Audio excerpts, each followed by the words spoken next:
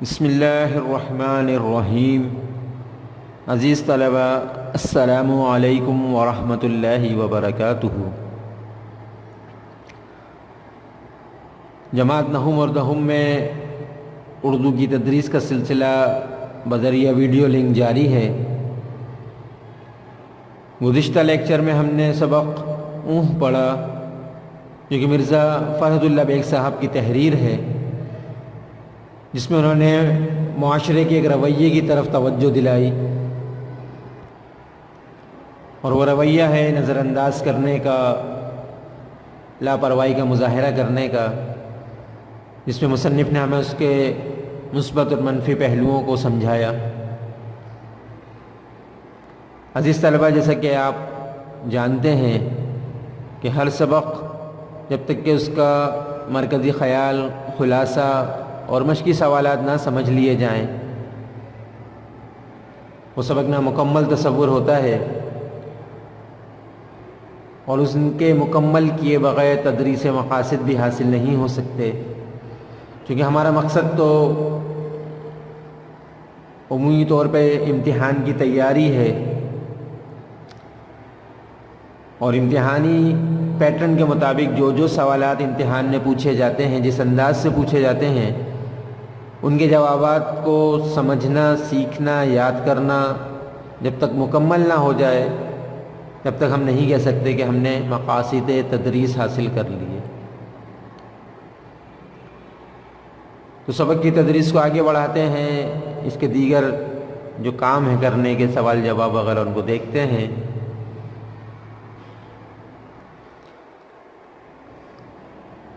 عزیز طلبہ، خلاصہ آپ کو پہلے بھی بتایا جا چکا کہ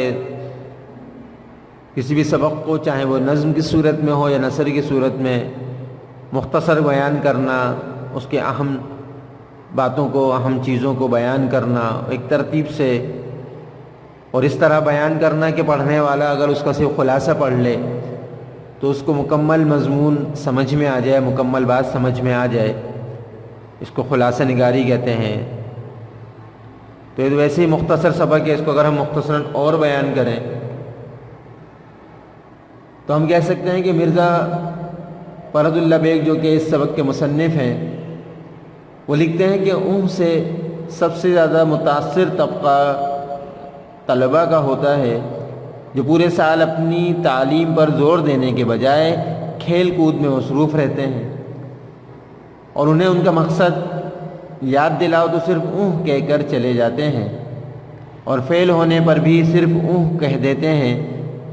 کیونکہ جب تک باپ ہے، کھانے پینے کی فکر نہیں، مر گیا تو موج اڑانے کے لیے جائیداد ہے، اور یہ نہیں تو قرضہ دینے کے لیے ساہوکار تو موجود ہی ہے، اور پھر ملک سے باہر جانے کا بھی انتظام ہو سکتا ہے۔ اور اس کے ساتھ لڑکے کے فیل ہونے کا والدین پر کچھ اثر نہیں ہوتا، اور وہ بھی یہ سوچ کر صرف اونہ کہہ کر چپ ہو جاتے ہیں کہ بچہ ابھی فیل ہوا ہے، دل ٹوٹا ہوا ہے، کچھ کہیں گے تو دل پر لے لے گا، اور ہو سکتا ہے کہ جذبات میں کہیں گھر چھوڑ کر نہ چلا جائے اور کوئی خودکشی جیسا قدم ہی نہ اٹھا لے۔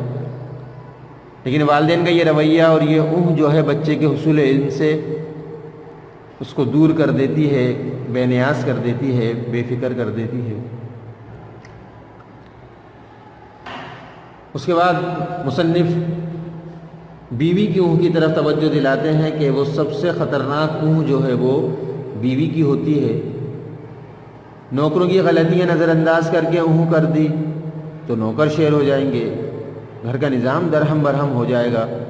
ادھر بچے دیواروں پر لکھیں، ہنگامہ کریں، تو انہوں نے صرف اونہ کر دی تو یہ تو گھر کا انتظام خراب ہو جائے گا ان تمام باتوں سے۔ لیکن آگے فرماتے ہیں کہ شوہر کو غصہ آیا تو تیزی سے بیوی پر اونہ کہہ کر گھر سے نکل گیا، ورنہ بات بڑھتی تو میاں کو گھر چھوڑنا پڑتا اور بیوی کو ہو سکتا ہے میکے جانا پڑ جاتا۔ اس لیے یہاں پہ یہ جو اونہ ہے، نظر انداز کرنے کا رویہ، یہ فائدہ مند بھی ثابت ہوتا ہے۔ پھر آخری میں سبق سمجھاتے ہوئے مصنف لکھتے ہیں کہ فتح ہو یا شکست، دونوں میں اونہ کے جو ہے وہ نقصان دہ ہے۔ جس نے اپنی ہار پر اونہ کی تو گویا اس نے ہار کو تسلیم نہیں کیا، اور جس نے فتح پر اونھ کی اس نے اپنی جیت اور اپنی ہمت کی قدر نہ کی، یعنی اس کو ایک عام سی چیز سمجھا۔ تو ان کے بارے میں فرماتے مصنف کہ وہ آج نہیں تو کل ڈوبیں گے۔ دنیا میں وہی لوگ کچھ کر سکتے ہیں جو جیت کو جیت اور ہار کو ہار سمجھیں، اور جو اونھ کر کے ہار اور جیت کو برابر سمجھتے ہیں ان کا تو مصنف کہتے ہیں اللہ ہی مالک ہے۔ اگر مٹ نہ جائیں تو کم از کم جوتیاں ضرور کھائیں گے۔ بنیادی طور پہ تو یہ ہے کہ وہ صفا ہستی سے ہی مٹ جائیں گے، اور اگر ایسا نہ ہو تو کم سے کم ذلیل و رسوا ضرور ہوں گے۔ جس کا خلاصہ مرکزی خیال آپ حضرات کے علم میں ہے کہ وہ سبق جس سوچ اور تصور کو سامنے رکھ کے لکھا جاتا ہے اس سوچ اور تصور کو ہم مرکزی خیال کہتے ہیں۔ یقیناً آپ کے ذہن میں بھی اس کا مرکزی خیال آ چکا ہوگا، لیکن ایک بہتر الفاظ میں، بہتر انداز میں اگر اس کو دیکھ لیا جائے تو زیادہ بہتر ہے۔ نقطہ تو جو ہوتا ہے اہم وہ ایک ہی ہوتا ہے، مرکزی خیال ایک نقطے ہی پر مرکوز ہوتا ہے، لیکن اس کو ایک ایسے انداز سے لکھا جائے کہ پڑھنے والا اچھی طرح سمجھ جائے، اور اگر امتحان میں لکھا جائے تو اس کو ہمیں بہتر نمبر اس سے حاصل ہو سکے۔ تو دیکھتے ہیں بورڈ پر ہم نے اس کا مرکزی خیال لکھا ہے، اس کو سے دیکھیں۔ مرکزی خیال کی ہیڈنگ سبق کا نام، امتحان میں حوالہ الگ سے لکھا جائے، حوالے کی الگ سے ہیڈنگ، اور اس کے بعد مصنف کا نام، سبق کا نام الگ سے لکھا جائے۔ اس سبق کے مرکزی خیال میں اس طرح لکھیں گے، سبق میں مرزا فرحت اللہ بیگ نے نہایت خوبصورت انداز میں معاشرے کے نظر انداز کرنے والے رویے پر تنقید کی ہے۔ مصنف فرماتے ہیں کہ چیزوں اور باتوں کو نظر انداز کرنا کہیں کہیں فائدہ مند بھی ہوتا ہے، لیکن اکثر جگہوں پر یہ رویہ منفی نتائج مرتب کرتا ہے اور آگے چل کر مزید پیچیدہ مسائل کو جنم دیتا ہے۔ اس لیے نظر انداز کرنے سے پہلے اس کے نتائج کا اندازہ لگائیں، پھر فیصلہ کریں،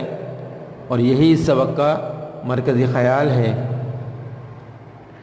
تو یہ آپ کو مرکزی خیال معلوم ہوا کہ کس طرح لکھا جاتا ہے، کس انداز سے لکھا جائے۔ خلاصے کی اہم باتیں بھی آپ کو بتا دی گئیں۔ آپ کا یہ کام کہ آپ مرکزی خیال اور خلاصہ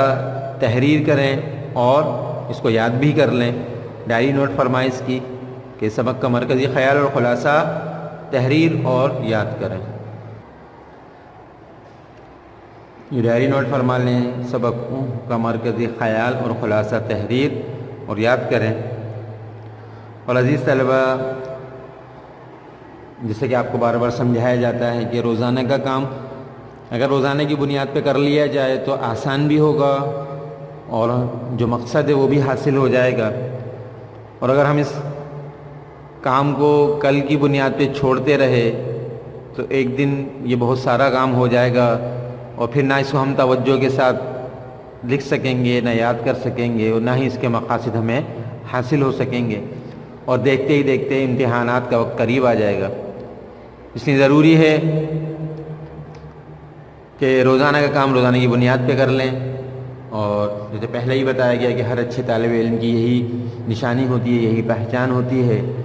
کہ وہ اپنی ذمہ داری کو سمجھتا ہے، اپنا کام خود کرتا ہے، وقت پہ کرتا ہے اور اچھے طریقے سے کرتا ہے، اور اس انداز میں جو پڑھتے ہیں یقیناً نمایاں نمبروں سے کامیابی بھی انہیں ہی حاصل ہوتی ہے۔ جو بچے کامیابی حاصل کرتے ہیں، اچھا نتیجہ لے کر آتے ہیں، نمایاں کامیابی حاصل کرتے ہیں، یقیناً وہ ہمارے ہی ساتھ پڑھنے والے بچے ہوتے ہیں، ہمارے ہی ساتھ کھیلنے کودنے والے ہوتے ہیں، لیکن ان کا ایک نظم و ضبط ہوتا ہے، ایک ترتیب ہوتی ہے، اس ترتیب کی وجہ سے، اس نظم و ضبط کی وجہ سے وہ نمایاں کامیابی حاصل کر سکتے ہیں، اور یقیناً جو بھی محنت کرے گا اللہ اس کو کامیاب ضرور کرے گا۔ اللہ کا قاعدہ قانون یہی ہے کہ اللہ کسی کی محنت کو ضائع نہیں کرتا۔ امید ہے کہ آپ کی محنت بھی ضائع نہیں ہوگی۔ دوسری ویڈیو تک کے لیے اجازت، جب تک کے لیے السلام علیکم ورحمۃ اللہ وبرکاتہ۔